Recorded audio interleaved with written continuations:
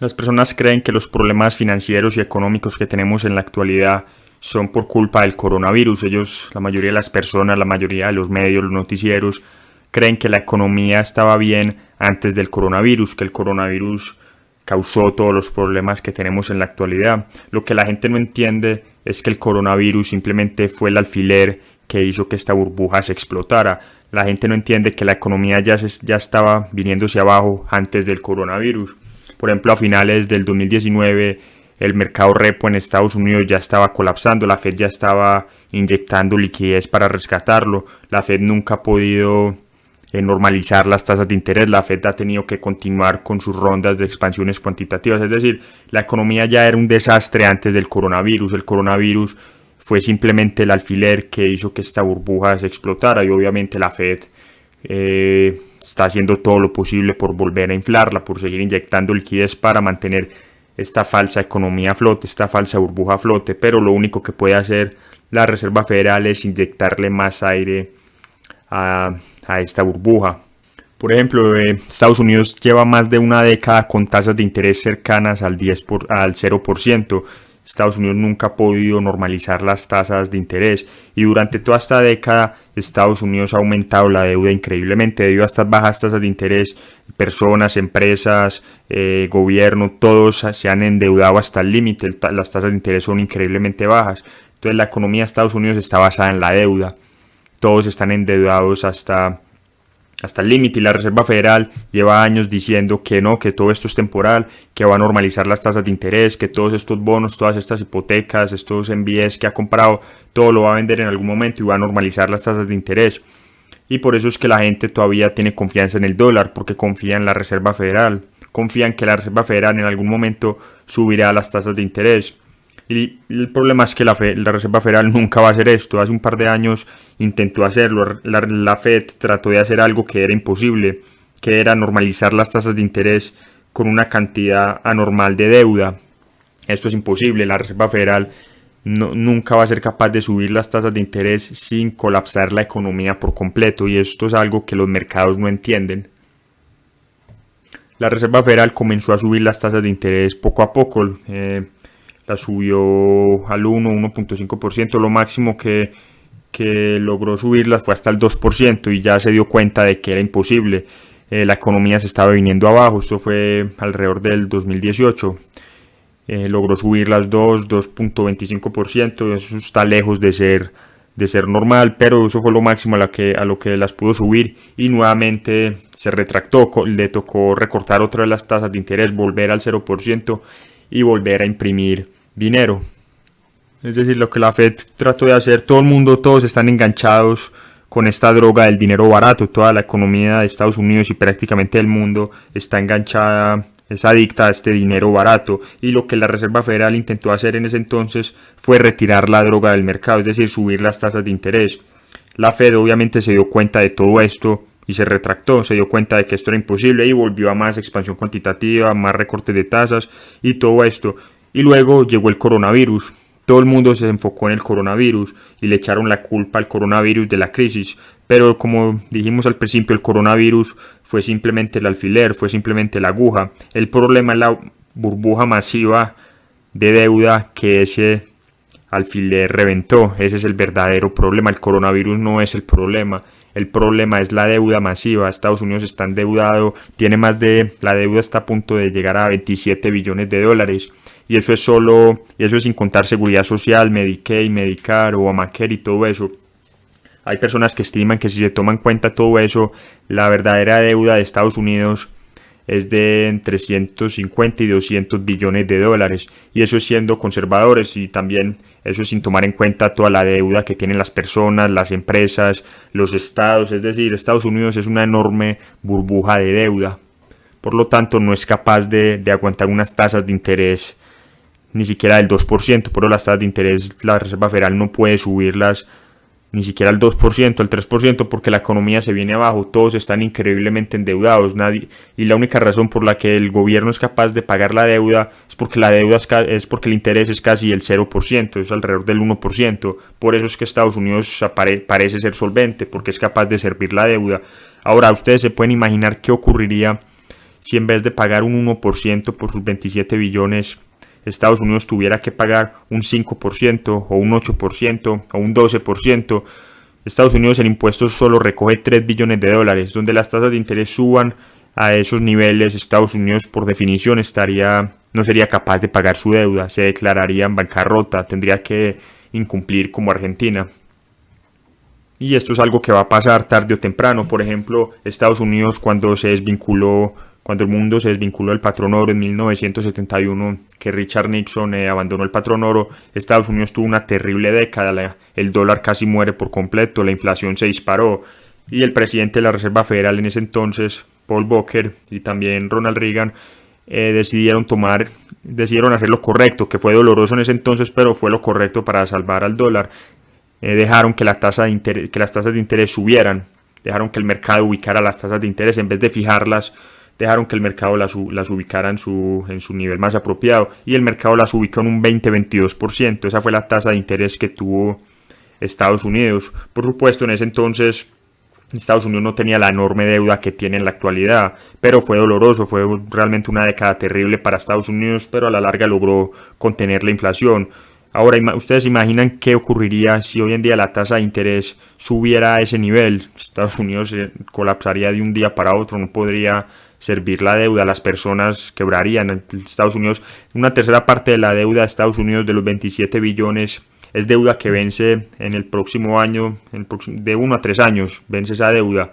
Por lo tanto, se podría decir que es una deuda a tasa de interés variable, es decir, cada 1 o 3 años.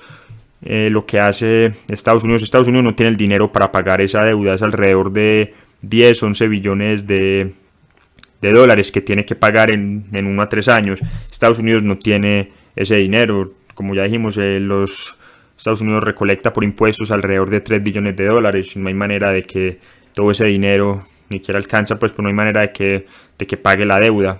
Por lo tanto, lo que hace Estados Unidos cuando la deuda madura, cuando tiene que devolverla, es endeudarse aún más. Estados Unidos está ejecutando un esquema Ponzi, vuelve y se endeuda y con ese dinero que recolecta la deuda paga las deudas anteriores.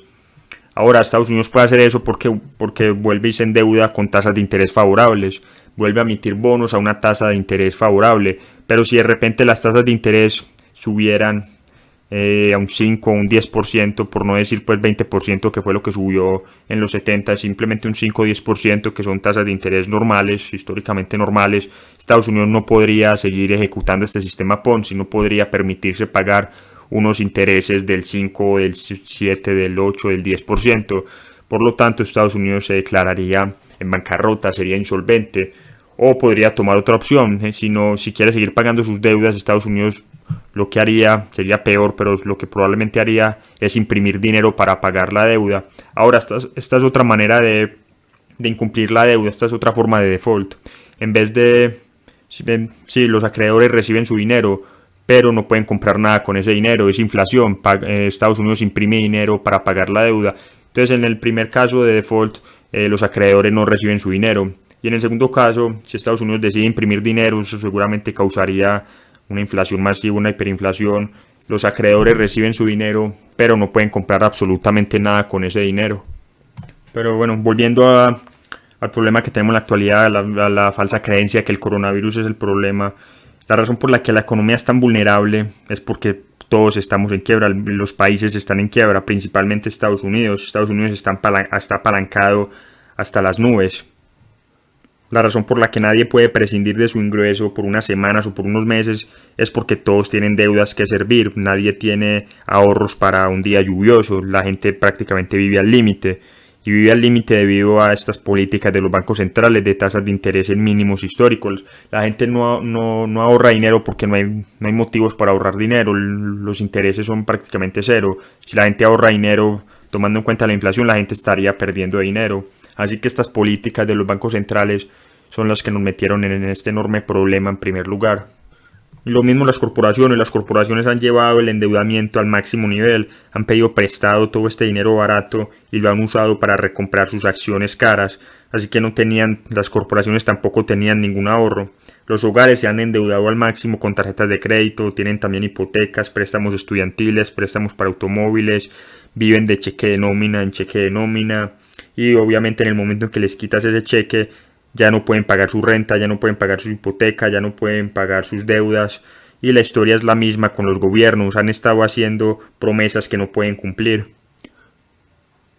Los gobiernos han estado pidiendo prestado mucho dinero, no tienen nada ahorrado para un día lluvioso, viven al límite, así que todo el mundo estaba en quiebra antes del coronavirus y nadie tenía ahorros.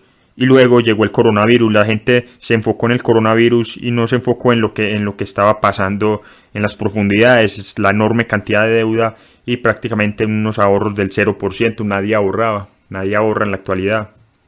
Ahora, ¿cuál es la solución de la gente? Que el gobierno rescate a todos. Creemos que el gobierno tiene que rescatar a los individuos, a los bancos, a las corporaciones. Pero ¿con qué dinero? El gobierno no tiene dinero, el gobierno no produce nada. Son las personas las que soportan al gobierno y no al revés. Pero estamos pretendiendo que que el gobierno puede rescatar a todos usando simplemente una imprenta y que todo lo que hay que hacer es imprimir dinero y nadie tiene que trabajar, nadie tiene que producir. Podemos obtener todo esto gratis, el gobierno puede salvarnos a todos imprimiendo dinero o emitiendo bonos o lo que sea y no hay consecuencias, eso es lo que cree la gente. Bueno, la gente está a punto de descubrir a las malas que la manera más cara de pagar por el gobierno es a través de la inflación, es a través de la impresión de dinero. Estamos a punto de revivir las lecciones de historia. Muchos países han intentado lo que estamos haciendo en la actualidad, muchos países lo han intentado antes y una vez tras otra ha sido un desastre. Venezuela, Argentina, Zimbabue, Alemania, China. Muchos países han intentado esto, han intentado simplemente imprimir dinero para solucionar sus problemas y siempre ha terminado en desastre una y otra vez. Imprimir dinero no sirve a largo plazo. Y ese es el problema. Por ejemplo, una analogía para entender esto. Por ejemplo, cuando alguien está fuera de forma y tiene sobrepeso, obviamente la solución no es comer más. La solución es hacer dieta y hacer ejercicio. Esa es la solución más lógica. Ahora obviamente muchos no van a querer hacer eso, porque eso va a ser doloroso, al menos en el corto plazo, dejar de comer y hacer ejercicio va a ser doloroso. Y ese es el problema de la economía está fuera de forma. Y lo que nos dijo la Reserva Federal, lo que nos han dicho los bancos centrales y los gobiernos, es que sigamos comiendo más comida chatarra porque se siente bien, en lugar de hacer lo correcto. ¿Y qué es lo correcto? ¿Qué es lo correcto que queríamos hacer en este momento? Es disminuir el tamaño del gobierno. Hay que aceptar que el gobierno ha hecho demasiadas promesas que no puede cumplir. Seguridad social, atención médica gratuita, subsidiar la educación de las personas. El gobierno ha hecho un montón de promesas que no puede cumplir y no puede pagar esos programas simplemente imprimiendo dinero. Así que una de las soluciones es que el gobierno se encoja. Obviamente eso sería doloroso en el corto plazo, pero es lo correcto a largo plazo. El gobierno es una carga para la economía. La solución correcta en una recesión es reducir el gasto público. No al contrario, las personas creen que la solución es aumentar el gasto público. Es justo lo contrario.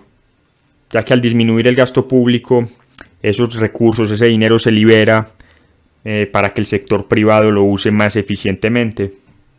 Es decir, esos recursos que estaban siendo consumidos por el gobierno deben liberarse para que fluyan en la economía y puedan ser usados de manera productiva. El gobierno es muy improductivo en todo, el gobierno no sabe gastar dinero eficientemente.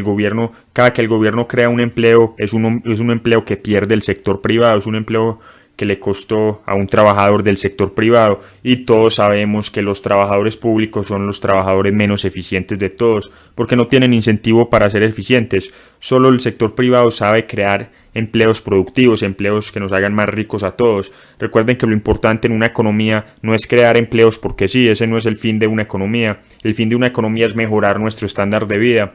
Por ejemplo, en la Rusia comunista, absolutamente todo el mundo tenía un empleo, pero la gente tenía que hacer una fila de 5 horas para obtener un pedazo de pan. Nadie era productivo, no había motivo para ser productivo. En el sector privado sí hay muchos motivos para ser productivo. Si una persona no es productiva, si un empleado no es productivo, lo despiden y nadie lo va a contratar. Si una empresa no es productiva, la competencia le va a ganar y la va a sacar del negocio. Entonces es el problema con el gobierno. Los gastos del gobierno no estimulan la economía, son una carga para la economía. Lo correcto es disminuir el tamaño del gobierno para que le quede más dinero al sector privado y pueda asignarlo más eficientemente. Por lo tanto, tenemos que recortar el tamaño y el gasto del gobierno y también tenemos que dejar que las tasas de interés suban, especialmente en Estados Unidos. Cuando suben las tasas de interés obtenemos más ahorros. Y cuando obtenemos más ahorros, obtenemos más inversión. Esto es lo que necesita la economía, más ahorros y más inversión. No necesitamos más deudas, no necesitamos más consumo. Esos son solo mitos keynesianos. Todo eso, la deuda y el consumo, son parte del problema. El consumo financiado con deuda, eso es lo que está de moda en la actualidad. Todos consumen a punta de deuda y los economistas llaman a esto crecimiento económico. Eso aumenta el PIB, por supuesto, pero eso solo causa problemas a largo plazo. Consumir a punta de deuda, una economía no puede crecer realmente de esa manera, consumiendo a punta de deuda. Una economía crece es con los ahorros, con inversiones productivas. Tampoco necesitamos que el gobierno sea más grande de lo que ya es. El gobierno es demasiado grande. El gobierno interfiere demasiado en la economía, da subsidios, favorece a ciertos grupos, pone regulaciones. El gobierno es una carga para la economía. El problema es que no estamos haciendo nada de esto, no estamos haciendo nada de lo que es correcto. Estamos incrementando el problema, estamos aumentando el tamaño del gobierno, estamos aumentando el endeudamiento en este momento, estamos aumentando los déficits, estamos alentando a la gente a que consuma aún más. Tuvimos una crisis de deuda, por ejemplo, en el 2008, la crisis hipotecaria, la crisis de los derivados en el 2008. ¿Cuál fue la solución de los gobiernos a este problema? Aumentar la deuda. Una crisis causada por la deuda la intentaron solucionar con más deuda. Bueno, pero imagínense, si tuvimos una crisis en el 2008 porque teníamos demasiada deuda, y si tenemos mucha más deuda ahora, ¿qué tan peor será esta crisis? Esta crisis va a ser mucho peor que la del 2008. En ese momento, Alan Greenspan, el que era el presidente de la Reserva Federal, solo mantuvo las tasas de interés al 1% durante más o menos un año y medio. Y luego tomó más o menos otro año y medio para volver a normalizarlas, para subirlas otra vez al 5%. Pero esta vez tuvimos las tasas de interés en el 0% durante 6 o 7 años. Nunca volvimos a normalizarlas. Tomó como 3 años volver al 2.5% y luego tomó otro año volver al 0% y nunca más vamos a volver a salir del 1%. La Reserva Federal nunca más va a volver a subir las tasas de interés porque eso colapsaría la economía. Ahora va a llegar un punto donde el mercado nos obligue a subir las tasas de interés. Va a llegar un momento donde la inflación ya sea tan evidente que la Reserva Federal no va a tener otra opción más que subir las tasas de interés para combatir la inflación. Y cuando esto ocurra, el mercado se va a venir abajo, muchas empresas se van a quebrar, los gobiernos van a tener que incumplir con sus deudas, la gente no es capaz de soportar unas tasas de interés más altas de un 1 o 2%. Cuando la Reserva Federal y los demás bancos centrales se vean obligados a subir sus tasas de interés para combatir la inflación, ahí es donde vamos a obtener una verdadera crisis de deuda soberana.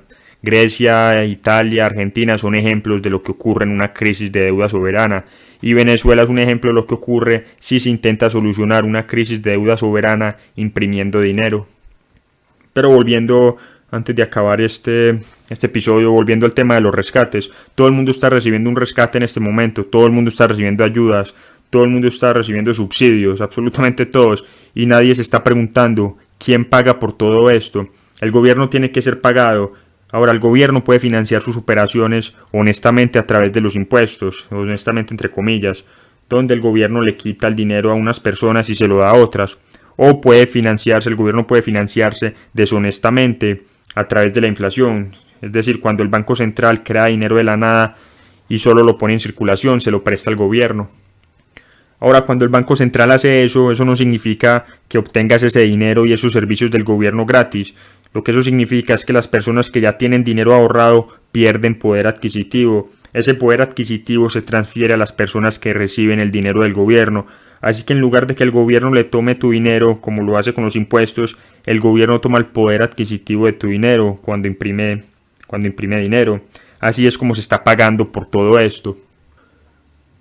Ahora, si tienes ahorros, bonos, una póliza de seguro, una pensión o trabajas por un salario, el valor de todo eso está a punto de colapsar, mientras el costo de vida está a punto de explotar. Así es como vamos a pagar por todos estos ridículos rescates y por toda esta socialización de los riesgos y de las pérdidas y de todo esto. Todo este populismo lo vamos a pagar de esta manera. Así va a ser la próxima crisis. En la próxima crisis lo más seguro es que nadie pierda dinero, pero la gente va a perder el poder adquisitivo de ese dinero. Todo el mundo va a tener dinero, pero no van a poder comprar nada con ese dinero. Ahí es a donde nos están llevando los bancos centrales y los gobiernos con esta impresión masiva de dinero. Y vamos a aprender a las malas las lecciones de historia, vamos a aprender a las malas lo que sucedió en Alemania el siglo anterior, lo que está sucediendo en Venezuela, lo que sucedió en Zimbabue, todo esto ya se ha intentado, nada de esto funciona, imprimir dinero no funciona a largo plazo y vamos a aprender a las malas todo esto